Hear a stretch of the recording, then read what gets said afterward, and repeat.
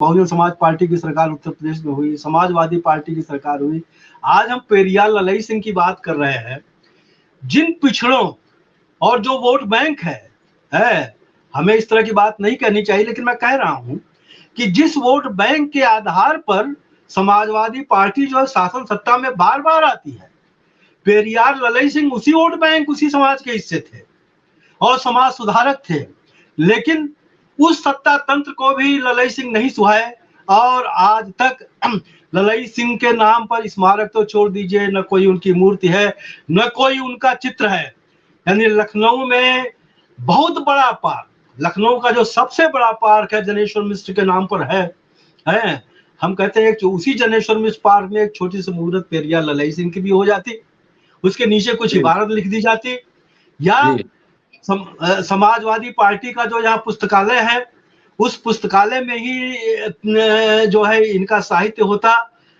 यह अजीबोगरीब बात है कि कोई दिल्ली का शोध छात्र अपने साधनों से प्रयास करके जो है शोध कर रहा है, सामग्री जुटा रहा है, उसको छपाने के प्रयास में है, लेकिन सत्ता तंत्र जो है परशुराम की मूर्ति तो बनाएगा, लेकिन ललई सिंह या चंद्रिका प्रसाद जिज्ञासु या जो है अछूतानंद, इन सबको नहीं याद करेगा। तो यह एक बहुत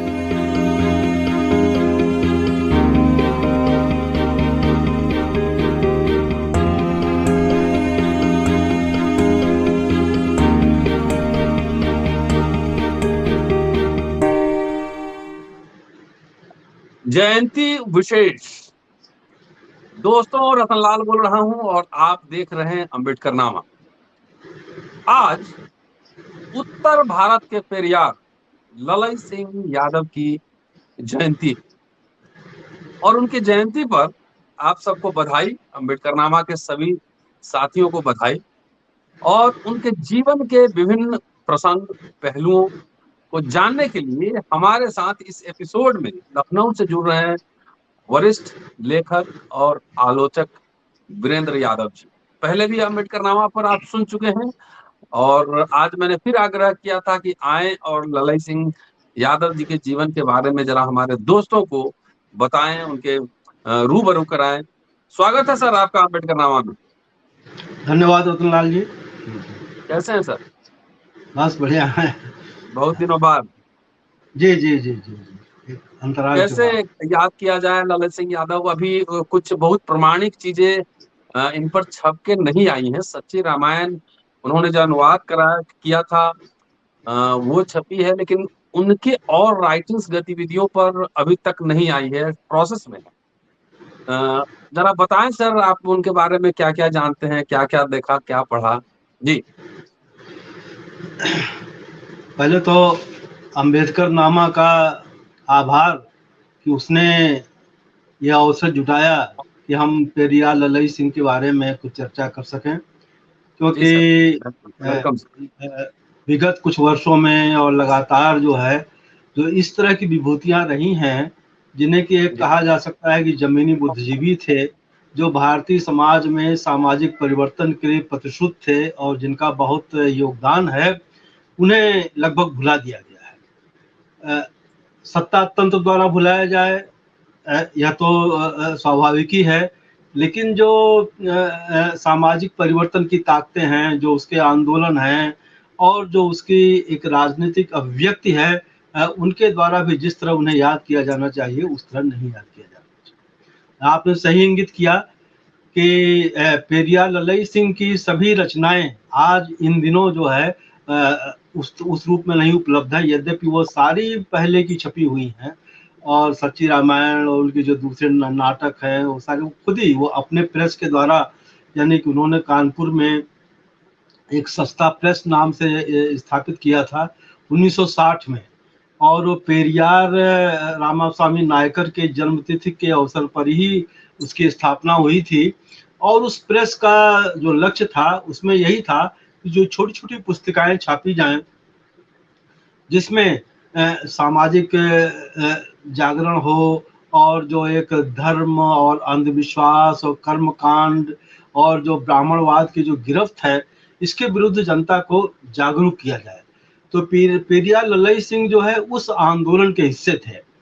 देखिए, उनका जन्म आज हम लोग बात कर रहे हैं 1 सितंबर को, तो 1 सितंबर 1911 को उनका जन्म हुआ था और 1993 यानी फरवरी 1993 में उनका निधन हुआ था। तो कुल 82 साल की लगभग की उनकी उम्र थी, आयु मिली थी। इस दौरान उन्होंने एक, जिसे कहा जाए कि उनकी पैदाइश या उनका जन्म जो है एक श्रमिक और खेतिहर परिवार में हुआ था, शूद्र समाज के परिवार में हुआ था। तो लेकिन वो शुरू में ही वो एक अपनी युवावस्था में ग्वालियर स्टेट में वो एक सिपाही के रूप में जाकर के भर्ती हुए। वो जमाना ये था कि अलग अलग रियासतें थीं, यानी कि भारत में ब्रिटिश राज भी था और अलग अलग स्वतंत्र रियासतें भी थीं। तो वो एक स्वतंत्र रियासत में जाकर के वो सिपाही हुए और वहाँ सिपाही के रूप में काम करते हुए उन्हें एहसास हुआ कि सिपाहियों का कितना शोषण है, कितने यानी कि वो एक तरीके से कि ग्वालियर राज्य है और उस सत्ता तंत्र के हिस्से भी थे सिपाही। उस सत्ता तंत्र के हिस्से होने के बावजूद जो है सिपाहियों का कितना शोषण था। तो सर्वप्रथम यानी कि उस नौकरी के दौरान ही, उस सेवा के दौरान ही उन्हें इस बात का एहसास हुआ और उन्होंने सिपाही की तबाही नाम का एक जो है एक पुस्तिका लिखी और जिसमें सिपाही की तबाही के विभिन्न पहलुओं को रेखांकित किया था। यानी कि उनका एक विद्रोही व्यक्तित्व, विद्रोही मन कि वो शोषण या किसी भी तरह का एक नाबराबरी, इस तरह की चीज को वो सहन नहीं कर सकते थे। और वहां पर उन्होंने एक सिपाहियों का भी संगठन बना लिया। तो जाहिर है कि जो ऐसा व्यक्ति होगा जो सिपाहियों का संगठन बनाएगा, सिपाहियों की तबाही पर लिखेगा, वो वहां स्वीकार्य नहीं होगा। तो उनके खिलाफ कार्रवाई हुई और थोड़े समय के बाद कुछ और जो आंदोलन हुए उसमें शामिल हुए और उनकी गिरफ्तारी भी हुई दूसरे साथियों के साथ। तो जेल में जब वो गिरफ्तार हुए, गिरफ्तार होकर के गए, तो वहां भी उन्होंने कैदियों की सभा, यानी कि जेल के अंदर जो कैदियों के साथ जो व्यवहार होता था उसके खिलाफ उन्होंने विद्रोह किया, उसके खिलाफ उन्होंने संघर्ष किया, आंदोलन किया और उन्होंने कैदियों का संगठन बना लिया। तात्पर्य कहने का ये कि वो स्वभाव से यानी कि एक जो सत्ता का जो दमन तंत्र था, जो दमन चक्र था, वो शासन सत्ता हो या सामाजिक सत्ता हो, उसके खिलाफ जो है लगातार जो है अपनी आवाज वो बुलंद करते रहे।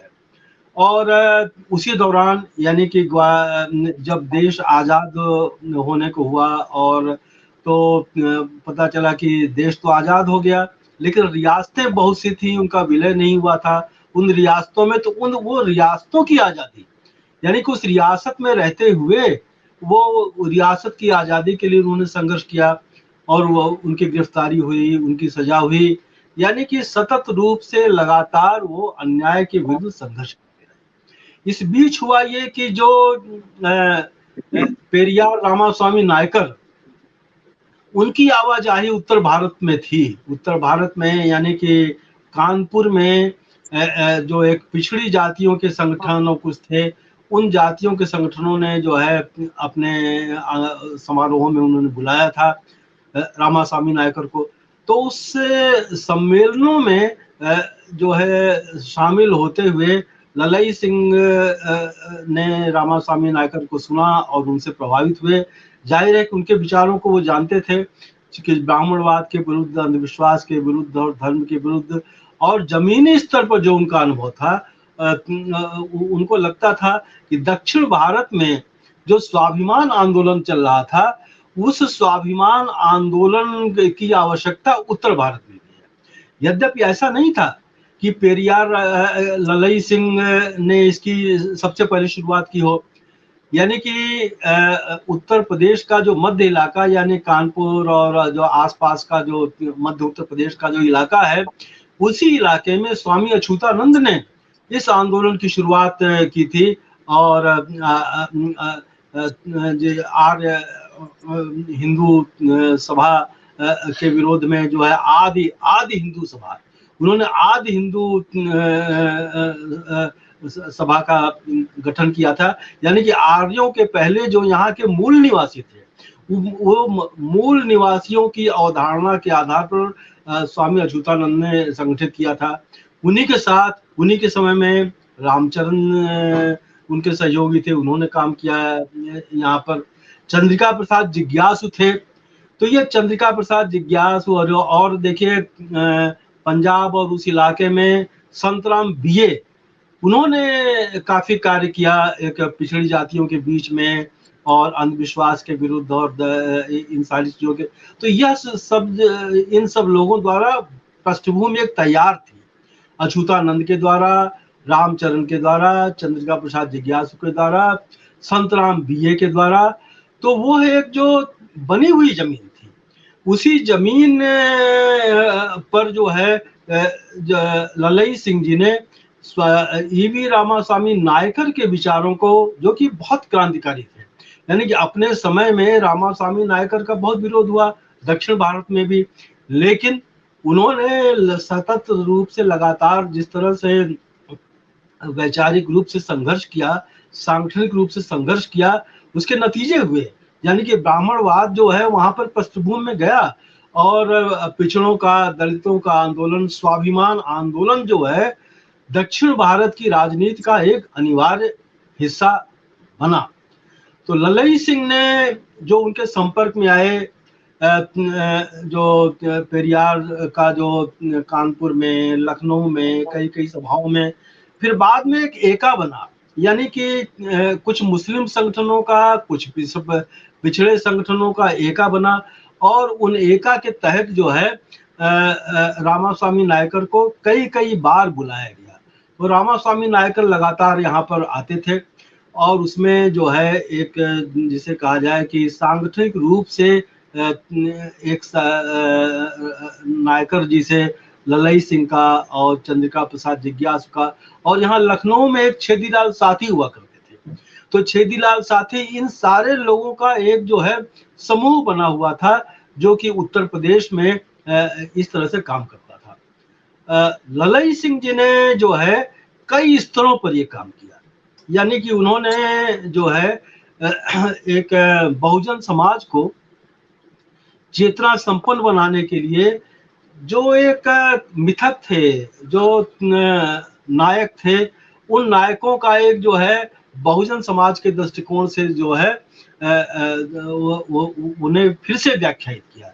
जैसे एकलव्य, शंबुक और इस तरह से इन पे नाटक लिखे, कई नाटक लिखे, शंबुक, एकलव्य, अंगुलीमाल, नाग यज्ञ, संत माया बलिदान, ये 5-6 नाटक लिखे।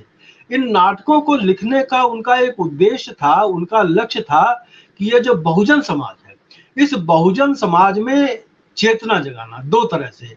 एक तो यह है कि उनके जो समाज के अपने नायक थे, उन नायकों की जानकारी देना। दूसरे, जो एक ब्राह्मणवादी आधिपत्य था, वो ब्राह्मणवादी आधिपत्य किस तरह की शोषण की व्यवस्था पर आधारित था, उसका खुलासा करना, ये दो। और ये ललई सिंह ने बहुत साफ तरीके से कहा। उन्होंने कहा कि भाई ये पिछड़ों को और दलितों को अब किसी की दया पर निर्भर रहने की आवश्यकता नहीं है, उन्हें अपने अधिकारों को छीनना होगा। यानी कि वो लगातार एक जो है आक्रामक मुहावरे में बात करते थे। इसके साथ साथ एक सवर्ण समाज को भी चेतावनी देते थे और एक जिसे सलाह भी देते थे, सलाह और चेतावनी एक साथ, कि आप जिन विशेषाधिकारों को सैकड़ों हजारों वर्षों से जिनका उपभोग करते रहे हैं, अब क्योंकि देश जो है आजाद हो चुका है, इसलिए आजाद भारत में आपको स्वयं उन अधिकारों को छोड़ देना चाहिए। लेकिन हम जानते हैं कि आप स्वयं उन अधिकारों को नहीं छोड़ेंगे, इसलिए हमें उसके लिए संगठित होना पड़ेगा। तीसरी बात जो उन्होंने की अपने इस वैचारिक लेखन के द्वारा, और जो जिन नाटकों की हमने बात की, इन नाटकों के द्वारा सरकार को भी चेतावनी दी। सरकार को चेतावनी दी कि अगर जो है जो बात बाबा साहब अम्बेडकर ने कही थी कि अगर सामाजिक जनतंत्र नहीं होगा, अगर आर्थिक जनतंत्र नहीं होगा, तो राजनीतिक जनतंत्र भी खतरे में पड़ जाएगा। तो बाबा साहब ने जो चेतावनी दी थी 1949 में, उसी चेतावनी को जो है नए संदर्भों में अभिव्यक्त करते हुए ललई सिंह जी ने सरकार को भी चेतावनी दी कि अगर जो है दलितों का, पिछड़ों का और जो कमेरा वर्ग है, जो एक मेहनत का समाज है, उस मेहनत का समाज के पक्ष में जो है भारतीय समाज का पुनर्गठन अगर नहीं किया जाएगा तो गृहयुद्ध की स्थिति आ सकती है। ये सारा उनके लेखन में ये चीजें हैं। दूसरा जो एक इतिहास, यानी कि देखिए ललई सिंह जो है एक जिसे कहा जाए जमीनी बुद्धिजीवी के रूप में और सामाजिक कार्यकर्ता के रूप में, और क्योंकि वो भुक्तभोगी थे उस समाज से, उस शूद्र समाज के बीच से आते थे, तो वो ये जानते थे कि ये आजाद देश में देश की आजादी का मतलब क्या है। उस देश की आजादी में जो एक दोहरी गुलामी वाली बात थी, यानी इस गुलाम देश की जो दोहरी गुलामी थी, एक ब्रिटिश सत्ता की गुलामी, दूसरे कुलीन सत्ता की गुलामी। तो जब देश आजाद हुआ तो जो कुलीन सत्ता की गुलामी कायम थी, तो ललई सिंह लगातार इस कुलीन सत्ता के विरुद्ध जो है आह्वान करते रहे कि इस कुलीन सत्ता के विरुद्ध जो है एकताबद्ध होना है। दूसरा देखिए, आज हम जिस समय में हैं, आज जिस समाज में हैं, जो परिस्थितियां हमारे सामने हैं, जैसे बहुसंख्यकवाद की परिस्थिति हमारे सामने है, तो हमारे जो संविधान निर्माता थे, उन संविधान निर्माताओं ने एक जिसे कहा जाए कि मूल अधिकार हो, संविधान के नीति निर्देशक तत्व हो, उसमें बहुत ही एक जिसे कहा जाए अग्रगामी समाज की परिकल्पना की थी। लेकिन उस अग्रगामी समाज की परिकल्पना के लिए जो जमीनी स्तर पर जो काम किए जाने चाहिए थे, यानी कि कागजी स्तर पर, संविधान के स्तर पर तो वो काम हुए, लेकिन जमीनी के स्तर पर जो काम किए जाने थे उस दिशा में एक आधी अधूरी कोशिशें हुई। ललई सिंह जैसे लोग, यानी कि मैं उनके कुछ चीजों को पढ़ रहा था, तो उसमें उन्होंने इस बात को कहा, यानी कि आज जो देखिए तर्क और ज्ञान और इस सब के विरुद्ध का जो एक वातावरण अंधविश्वास का बनाया जा रहा है, तो इस अंधविश्वास का वातावरण कैसे दूर हो, कर्म कांड से जनता की मुक्ति कैसे हो, ब्राह्मणवाद से मुक्ति कैसे हो, तो उन्होंने इस बात को प्रस्तावित किया कि जो यानी कि प्राइमरी स्कूल के स्तर पर जो किताबें हों, उन किताबों के पाठ्यक्रम में जाति उन्मूलन के अध्याय रखे जाए। ये रखा जाए कि ये उच्च जाति और निम्न जाति का फर्क किस तरह से एक शोषण को बढ़ावा देने वाला है, किस तरह से संविधान विरोधी है, इसकी चेतना बच्चों में जगाई जाए।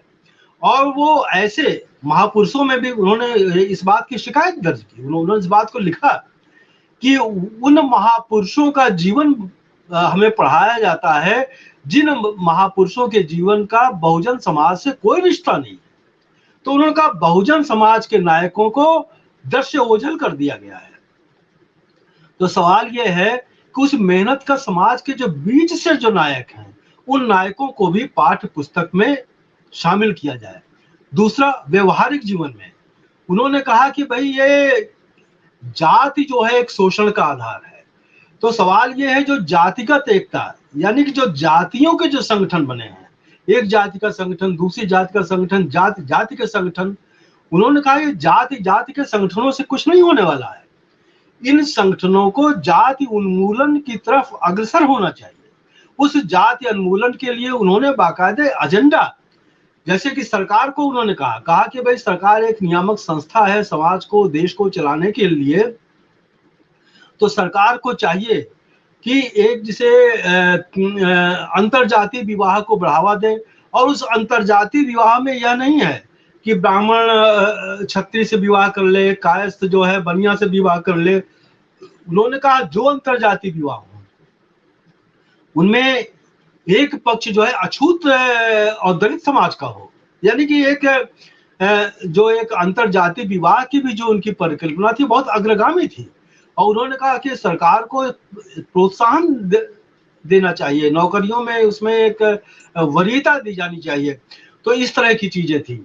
और उन्होंने उदाहरण के साथ कि किस तरह से एक जो है सवर्ण समाज के लोग जो हैं, जो साहित्य मौजूद है दलित नायकों के बारे में, बहुजन नायकों के बारे में, किस तरह से उसे नष्ट किया जा रहा है। तो ये इसका एक प्रतिविमर्श काउंटर नैरेटिव जो है ललई सिंह जी ने जो है अपनी पुस्तिकाओं के माध्यम से किया। उन्होंने जो है 4-5 पुस्तकें लिखी, यानी एक तो आर्यों का नैतिक कुल प्रकाश, जिसमें कि जो आर्य अपने आप को कह रहे हैं, उन आर्यों के जो एक नैतिक पाखंड था, उस पाखंड का खुलासा किया और उनकी उत्पत्ति के बारे में उन्होंने जिस तरह से अपना प्रसार किया, जिस तरह से अल्पसंख्यक होकर के भी एक समाज में अपना विस्तार किया, अपना एक वर्चस्व कायम किया, ये सारी चीजें उसमें। दूसरा एक आदिवासियों की पहचान, कि वास्तव में भारत समाज के जो आदिवासी हैं, जो मूल निवासी हैं, इनकी संस्कृति क्या है, इनकी जो है एक इतना बड़ा भूभाग है, उस भूभाग में एक जो वैविध्य है, भाषा का वैविध्य है, संस्कृत का वैविध्य है, पहनावे का वैविध्य है, पेशों का वैविध्य है, इन सारे वैविध्यों की उन्होंने चर्चा आदिवासियों की पहचान के माध्यम से की। और ललई सिंह की एक विशेषता ये थी कि वे पूरी तरह से, यानी कि एक क्रांति धर्मा इन अर्थों में थे कि परंपरा, अंधविश्वास, धार्मिक रूढ़ियां, कर्म कांड, इनके वे जो है जिसे कहा जाए कि शत्रु थे, इसके प्रबल विरोधी थे। और दक्षिण भारत में पेरियार के रूप में उन्हें नायक नजर आते थे कि पेरियार ये सारा कार्य कर चुके थे। तो उस पेरियार की शब्दावली को ये यहाँ पर उत्तर भारत के जिन इलाकों में वो कार्यरत थे, उन इलाकों में प्रचार प्रसार कर रहे थे। और देखिए, मैंने पहले कहा कि इन सारे लोगों का नाम लेते हुए, चंद्रिका प्रसाद जिज्ञासु का नाम लेते हुए, अच्युतानंद का नाम लेते हुए, ये सारे लोग शूद्र समाज से आए थे। और इनमें सब जो है, ये सारे के सारे लोग, जिसे हम अंग्रेजी में कहते हैं फर्स्ट जनरेशन लिटरेट है, पहली पीढ़ी साक्षर थे। तो लेकिन ये अत्यंत चेतना संपन्न थे। तो एक जिसे ऑर्गेनिक इंटेलेक्चुअल की जो परिकल्पना की जाती है,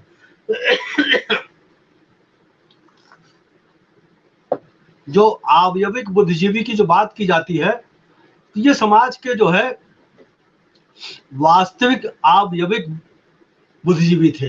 तो इन्होंने, ललई सिंह ने जो अपनी पुस्तिकाएं लिखी, जन भाषा में लिखी, और एक यानी कि उस भाषा में, जिस भाषा में सामान्य जन उसको समझे, संवाद की भाषा थी। दूसरा देखिए, ये एक अपने आप में हमें आज विचार करना चाहिए, और इन विचारकों के और इनके नजदीक इसलिए भी जाना चाहिए कि किस तरह, देखिए हम लोग तो विश्वविद्यालयों में पढ़ा करके पाठ्य पुस्तकों के नजदीक जाकर के हम अपनी एक सोच बनाते हैं।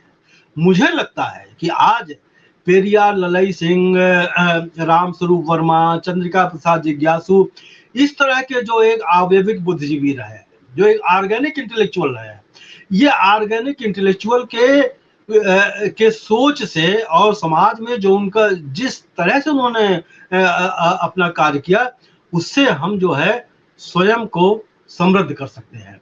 तो दूसरा एक देखिए, ये ललई सिंह का दायरा एक सीमित दायरा नहीं था, एक विस्तृत दायरा था। मैं उनकी कुछ चीजों को देख रहा था, पढ़ रहा था। अभी आपने जिक्र किया कि उनकी कुछ चीजें प्रकाशित होने वाली हैं। तो जो ललई सिंह की ग्रंथावली की जो योजना है, ललई सिंह की ग्रंथावली जो प्रकाश है, बहुत जल्दी अगले महीने ही शायद प्रकाशित हो जाएगी, जो 4 खंडों में है।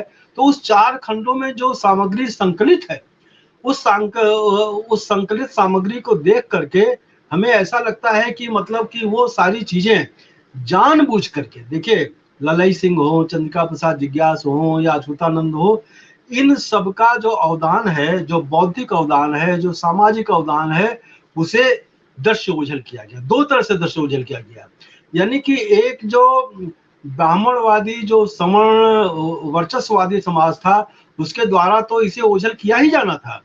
दूसरा जो एक स्वतंत्र भारत की, आजाद भारत में जो विश्वविद्यालय है, जो एकेडमिया हैं, जो एक जैसे साहित्य अकेडमी है, इस तरह के संस्थानों के द्वारा जो इतिहास लिखा गया, जो रचनाएं लिखी गई, उनमें भी इनका कहीं उल्लेख नहीं है।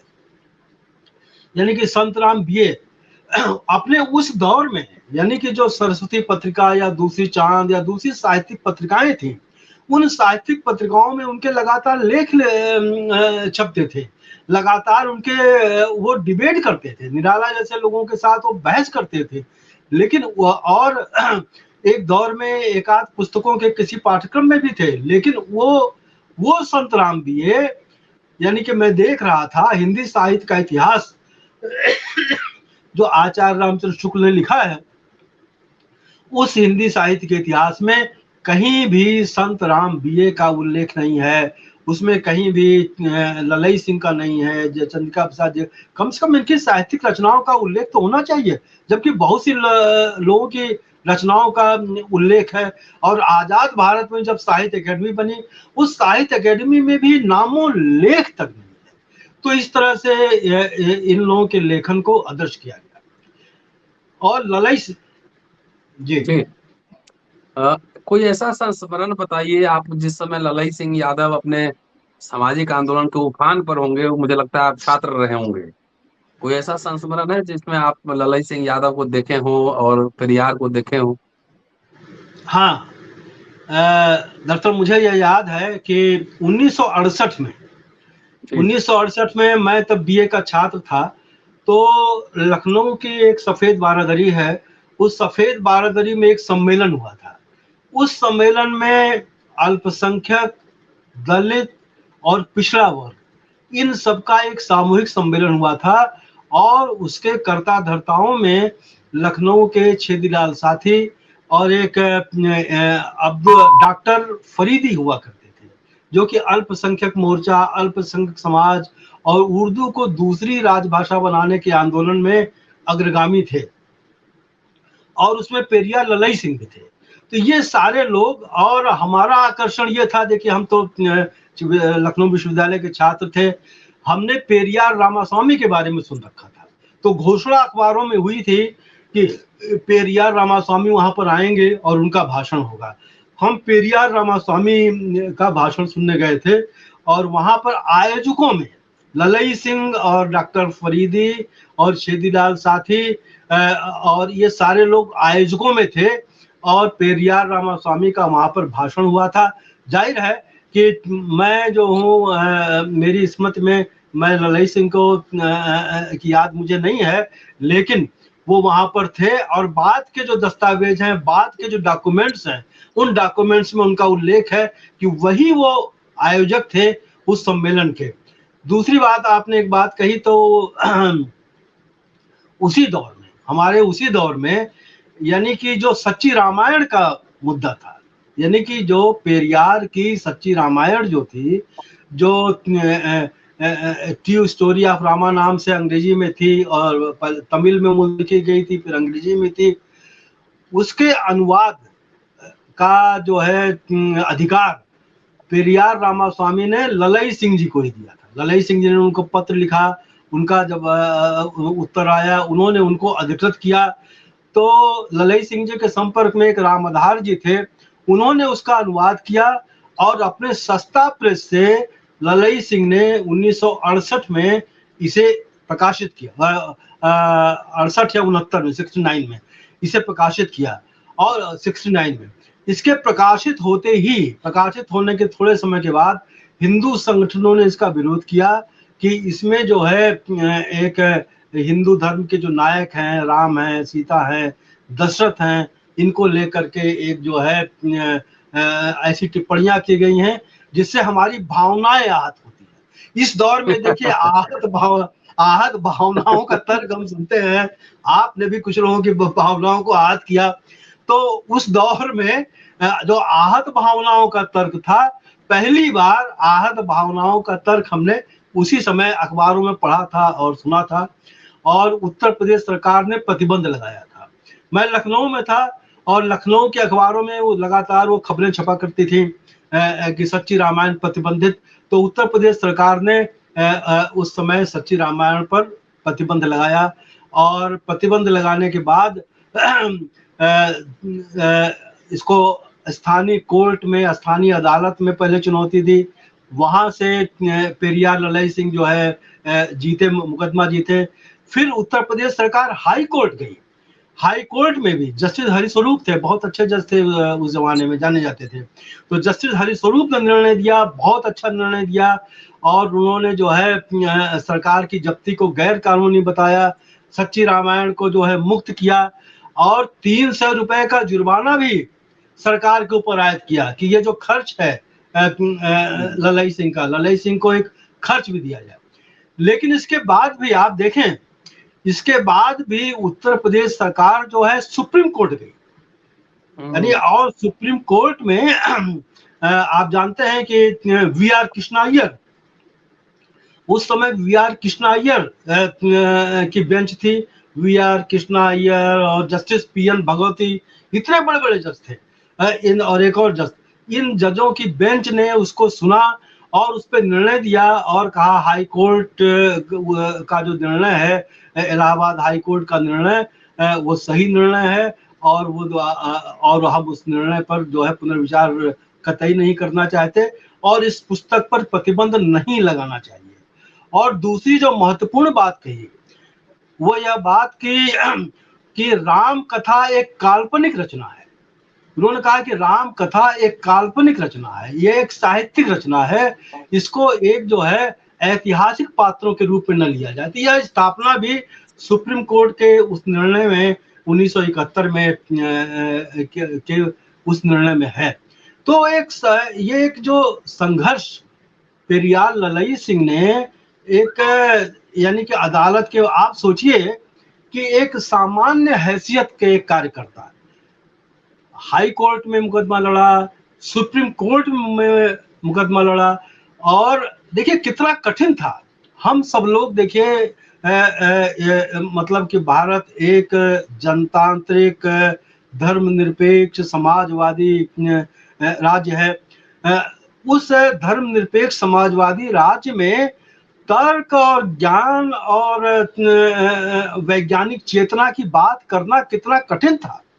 यानी कि संविधान का नीति निर्देशक तत्व जो है वैज्ञानिक चेतना के प्रचार प्रसार को नागरिक दायित्व के रूप में करता था, और ललई सिंह उस नागरिक दायित्व की पूर्ति के लिए ही कार्य कर रहे थे। लेकिन उस नागरिक दायित्व की पूर्ति के लिए कितनी कठिनाइयां, कितने रोड़ा उनके रास्ते में थे। तो सवाल यह है कि आज जिन हालात से हम गुजर रहे हैं, यानी कि एक जिसे कहा जाए कि तर्क ज्ञान वैज्ञानिक चेतना पर जो एक कड़ा पहरा है, इस कड़े पहरेदारी की इजाद कोई खाली 2014 से नहीं हुई है। मतलब एक लगातार एक इस तरह का एक वायुमंडल जो है पहले से बना रहा है, जो कि आज और आक्रामक स्थिति में हमारे सामने है। तो ललई सिंह या इस तरह के जो लोग हैं, उन्होंने अपने चिंतन के द्वारा, अपने सामाजिक कर्म के द्वारा, अपनी भाषाई अभिव्यक्ति के द्वारा, अपने सांगठनिक एकता के द्वारा जो कार्य किया है, मैं समझता हूं कि आज के संदर्भों में हमें उनसे जो है प्रेरणा लेने की जरूरत है, और हर स्तर पर। यानी कि मैं तो ये कहूंगा कि जो देखिए पेरियार की रामायण के हिंदी अनुवाद के लिए इतना संघर्ष किया ललई सिंह जी ने सुप्रीम कोर्ट तक, लेकिन आगे हुआ क्या कि यानी कि पेरियार की वो ललई सिंह ने जिसको छापा था, जो बाद में और कई प्रकाशकों ने भी छाप दिया है, दलित कई प्रकाशक आ गए हैं, उन्होंने उसको फिर से छाप दिया, लेकिन बहुत समय तक, यानी सुप्रीम कोर्ट के निर्णय के बाद भी वो बाजार में वो पुस्तक उपलब्ध नहीं थी, यानी गायब कर दी गई थी। और बहुत बाद में, यानी कि जब काशीराम का आंदोलन तेज हुआ, जब मायावती मुख्यमंत्री बनी, तब वो जो बहुजन स्टॉल्स हैं वहां पर वो उपलब्ध हुई। रतनलाल जी, एक बात मैं और आपको बताऊं कि मायावती जी का जब मुख्यमंत्री वहीं था तो उन्होंने ऐलान किया, घोषणा किया कि हम पेरियार की मूर्ति लखनऊ में लगवा। आप जानते हैं कि लखनऊ में बहुत बड़ा बाबा साहब अम्बेडकर के नाम पर स्थल है और जो उसमें बहुत से समाज सुधारकों की विभूतियों की मूर्तियां लगी हुई हैं, बहुजन समाज के नायकों की मूर्तियां लगी हुई हैं। मायावती जी ने ये घोषणा की, लेकिन हिंदू संगठनों द्वारा उसमें विरोध किया गया कि अगर पेरियार की मूर्ति लगी तो हम उसको ढा देंगे, हम उसको नहीं लगने। यानी कि मुख्यमंत्री रहते हुए, कई बार मुख्यमंत्री रहने के बावजूद आज की तारीख तक पेरियार की कोई मूर्ति जो है लखनऊ या उत्तर प्रदेश की किसी स्थान पर स्थापित नहीं हो पाई है। तो एक इस तरह का वातावरण, यानी कि एक इस तरह के वातावरण में ललई सिंह कार्य कर रहे थे। तो आप सोचें कि यह जो हमारे नायक थे, जिनके पास कोई सत्ता भी नहीं थी, जिनके पास जो है जिसे कहा जाए धन भी नहीं था, एक पीछे से कोई बहुत बड़ी मदद भी नहीं थी, कि इन लोगों ने कितने बड़े बड़े काम किए। तो आज, और दूसरा देखिए, मैं तो एक जिसे कहा जाए कि बहुजन समाज पार्टी की सरकार उत्तर प्रदेश में हुई, समाजवादी पार्टी की सरकार हुई, आज हम पेरियार ललई सिंह की बात कर रहे हैं।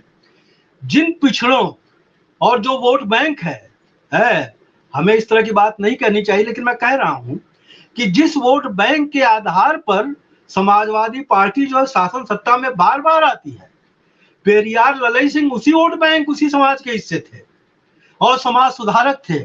लेकिन उस सत्ता तंत्र को भी ललई सिंह नहीं सुहाए और आज तक ललई सिंह के नाम पर स्मारक तो छोड़ दीजिए, न कोई उनकी मूर्ति है, न कोई उनका चित्र है।